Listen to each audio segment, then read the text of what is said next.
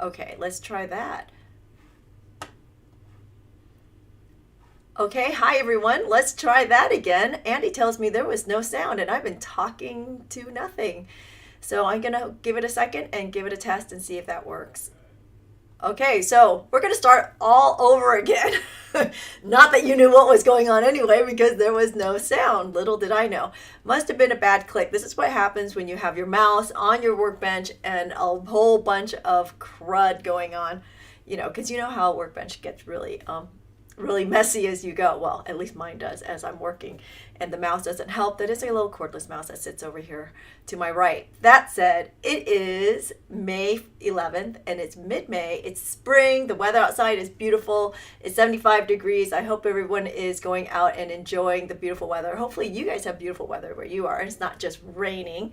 But so we're definitely looking forward to that.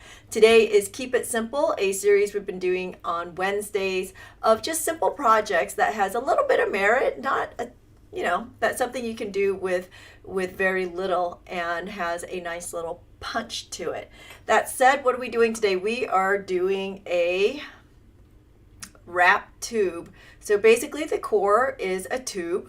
I have some copper tubing here. This one was done in silver. I made it a couple days ago and thought, it's pretty. I was going to use it for something else and decided this would be great for this kind of a project. But what's nice about this and what's sort of fun about this is it doesn't have to be soldered. This can all be done cold if you want to.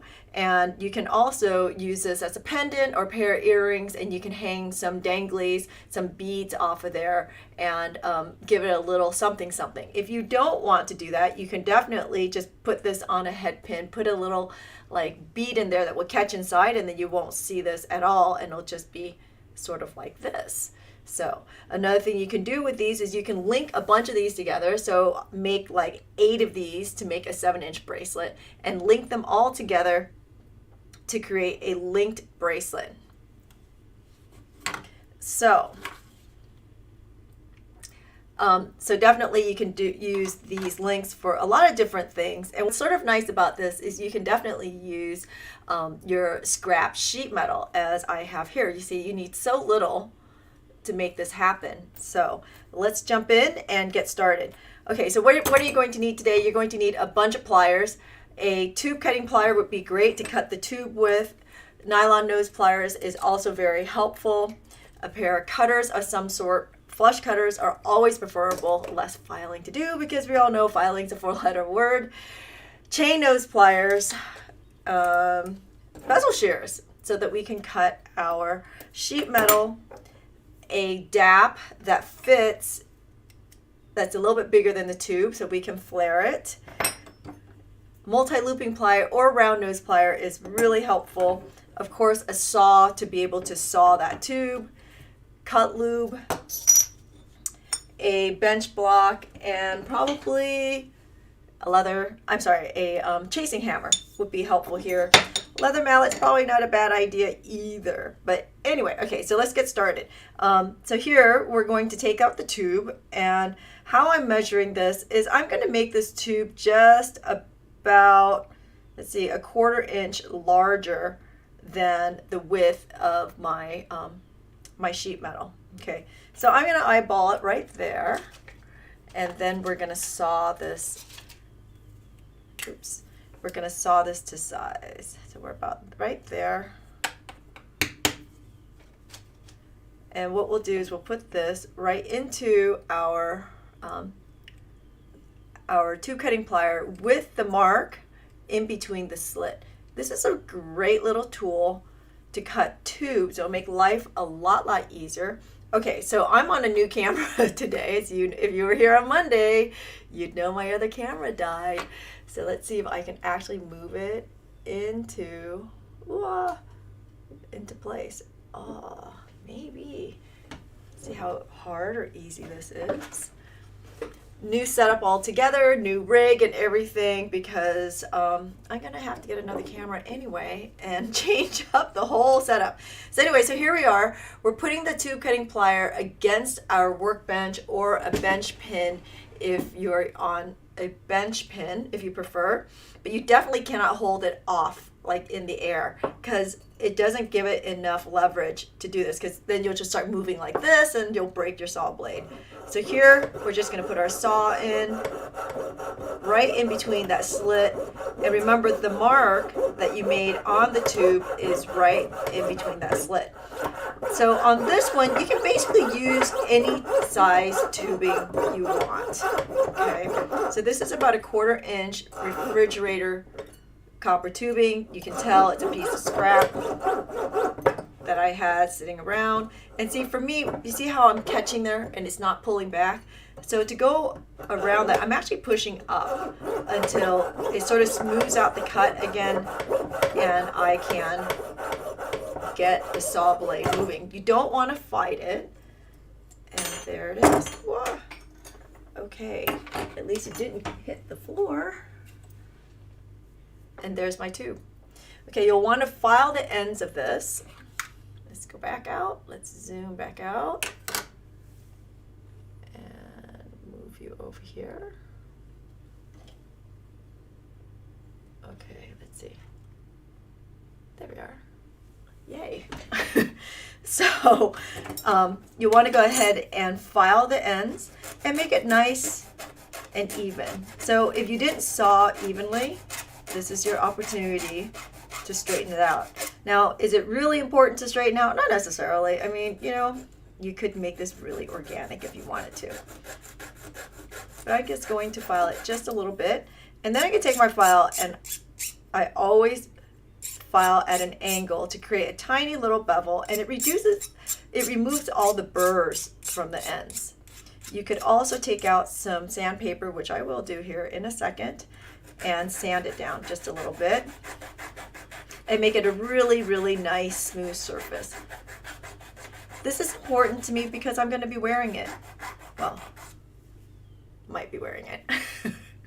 Wearing it as I wear jewelry. Because I know some of you guys actually know I don't wear that much jewelry. Okay, so it's important for the person who's going to be wearing it. How's that? And you wanted a nice smooth surface for them, so it feels good.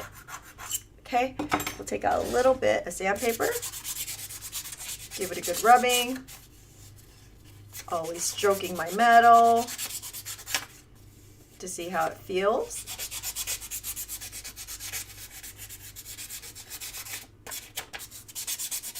Assuming you have feeling in your fingers to know the difference. Okay, so there it is.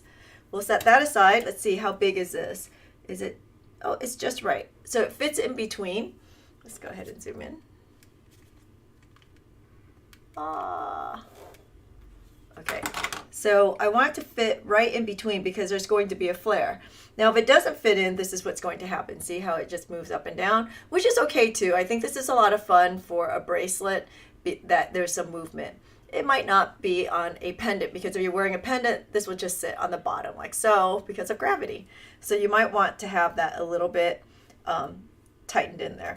And I'm just using a piece of texture plate that that I had sitting around. This is just some scrap, and I'm just going to take off a little bit of the corners. But on the other side, I'm going to taper it. Just a hair. Like so. And again, I want it to be a little bit sort of organic, so I'm not measuring or anything. I'm doing this just by eyeballing, okay? If this metal is, if you're using silver, you'll want to go ahead and anneal it, because it's going to be a little bit harder to bend this around here in a second. Okay, let's put that away and grab our multi-looping plier. So here, I'm just going to take my multi-looping plier, and I'm going to bend it starting from the large side and working my way to the taper. So I'm just going to bend it around. If you don't have a multi-looping plier, you need to get one. But if you don't want to get one, because you're on a budget, use your round nose pliers. Or you can even use a, what am I thinking? A dowel rod or a chopstick. It's about the same size. So that's actually really nice and tight on there, which is great. I'm happy with that. And we're just gonna, just wanted to see how it fit before I went any further. And I'm just gonna bring it back in here and bend it around. If you cannot bend this, go ahead and anneal it. And you know what, I forgot to file this end, so let's go ahead and file that really quickly. Again, just to reduce some of the sharpness, like so. Okay, and I'm putting it back in the pliers to bend it around because I want this end to be really nice and round and snug. You see how it's sort of sitting out like that? I want it to be snug, like so.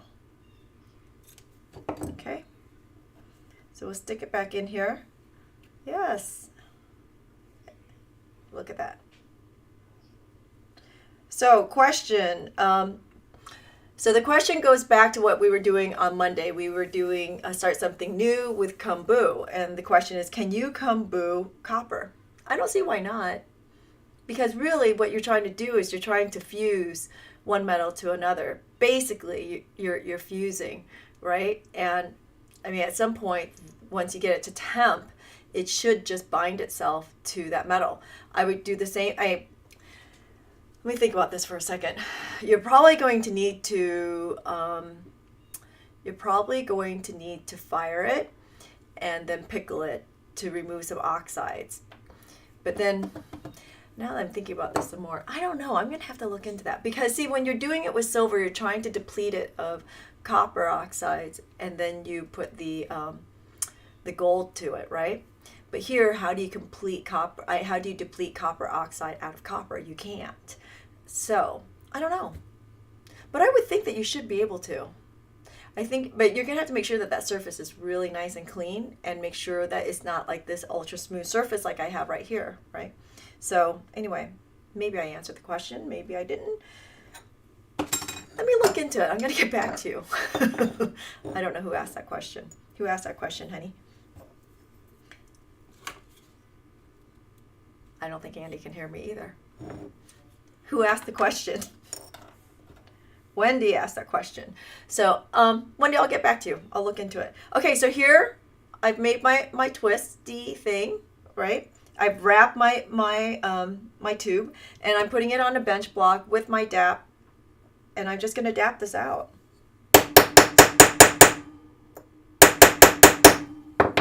You see? And it's starting to splay. We'll flip it over and do the other side.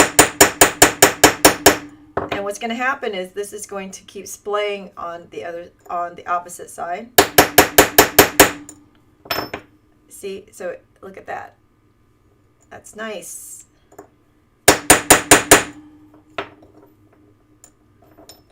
Keep going back and forth. Ooh! Dropped it on the floor.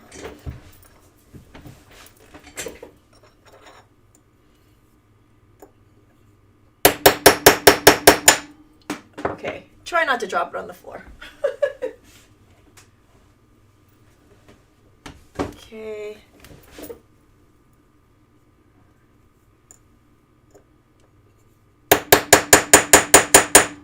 Okay, so now that it's splayed out, I'm just going to take my chasing hammer and I'm going to hammer directly on there to get this to really flare out. You see the flare?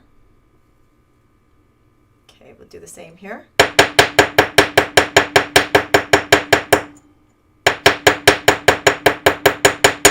By the way, if you're on Facebook and you're on the Virtually Ever Crafting community page, do give a shout out to your instructors. They're all trying to come up with ideas of things to do for the October Virtually Ever Crafting. And so if you have some ideas that you would like to have them explore, do post it up there and let them know what you're looking for.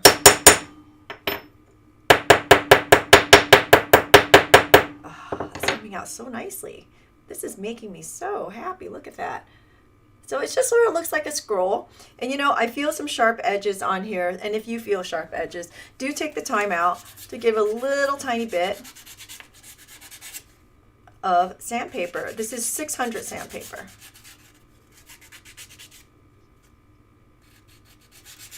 Okay.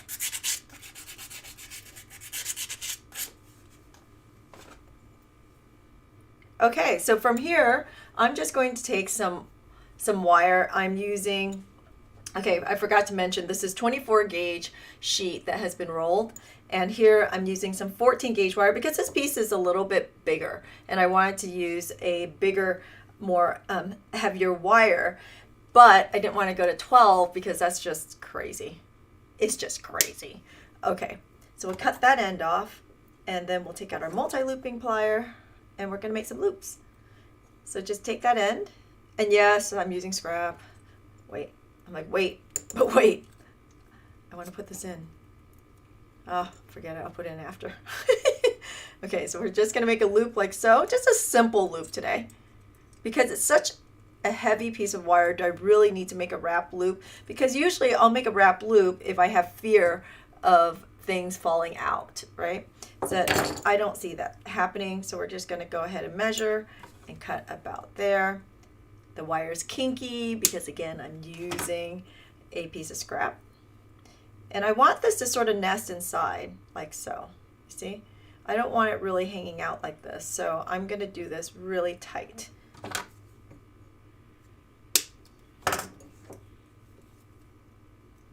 And let's see if I measured that correctly. If I estimated that properly. We'll see how that goes.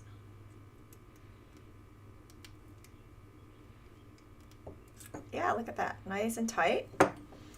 Probably going to need my chain nose to bring that together. And notice I like to move it backwards a little bit to make it look like a question mark inside. Okay.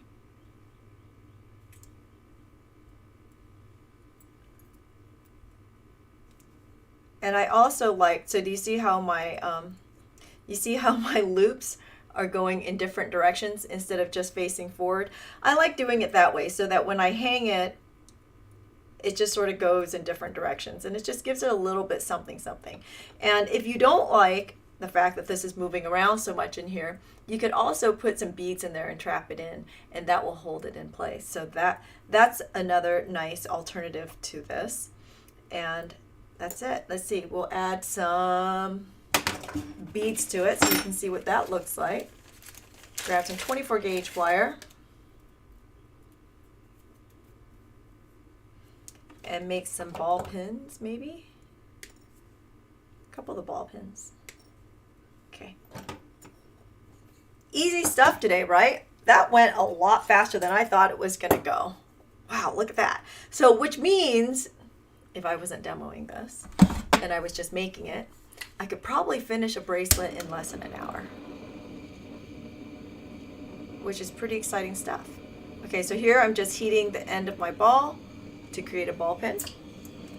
Or the end of my wire to create a ball pin. You could do, if you don't have a torch and you don't want to work with something hot, you can definitely buy ball pins, or you can use a head pin, of course.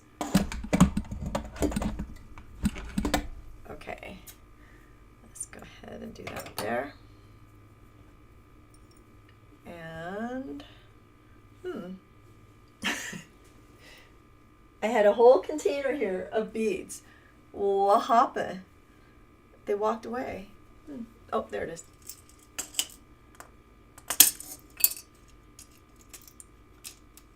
So we have some garnets. There we are. And you'll take out again your multi-looping plier or round nose plier, and we're just going to make a little wrap loop here. Squeeze this right on before you close that. You see that? Okay. And then we'll pull out the chain nose and hold it where it crossed over. And I'm going to take out another chain nose here. And we just wrap it around. Like so. I'm going to make it a little bit more organic by just haphazardly wrapping it around, not caring where I put it.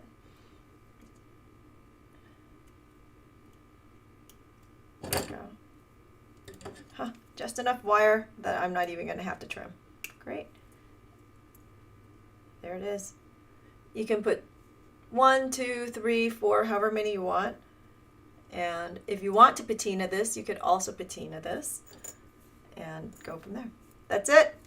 Clean it up with some steel wool. So what's happening this weekend? Any big stuff? Well, we've got a whole bunch of Zooms happening this weekend. Some enameling. We're doing the stone and stone this weekend. We're also doing the Mobius pendant. All these classes can be found at theurbanbeater.com if you want to join us. It's too late to get your kits at this point, at least in time for the class, but you can definitely join us for the class, and they will be posted for 3 months, so you have plenty of time to review the recording if you want to join us.